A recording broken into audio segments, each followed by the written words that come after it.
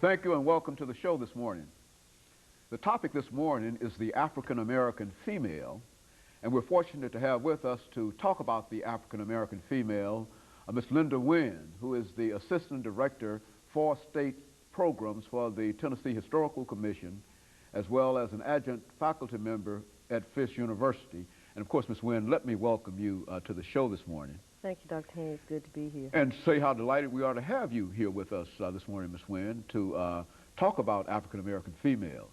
Well, that's a very important subject. Generally, when we look at history or African American history, we tend to lump it all together, and we forget to bring out the African American female. And down through the annals of history, she has played a very important role in the saga of the African American story. Very good. You know, Ms. Wynn, we've had you on a number of occasions, and I think that each time you give us just excellent information. I sort of reflect upon a show that we did quite recently dealing with the celebration of the centennial, I think, for Pearl High School, and such an excellent program you gave us.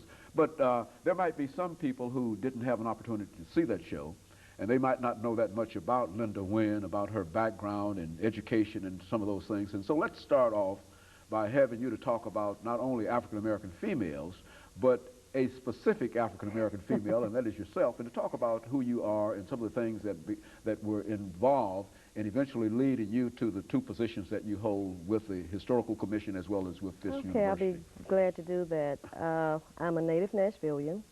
I received my secondary education here in the public schools of Nashville, of which I am a graduate of Pearl High School. After leaving Pearl, I went on to Tennessee State University, where I received the BS degree in history. I have an MS degree in history from Tennessee State, as well as a Master's of Public Administration degree from Tennessee State.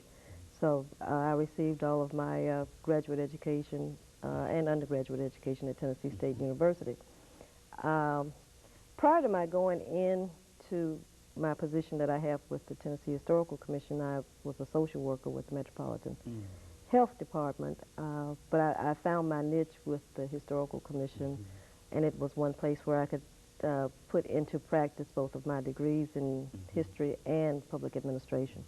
I am a historian, but I am also an administrator. Very good. You know, excuse me, Ms. Wynn, you know, one of the things that we often fail to understand is the role that the African American female has played in American history.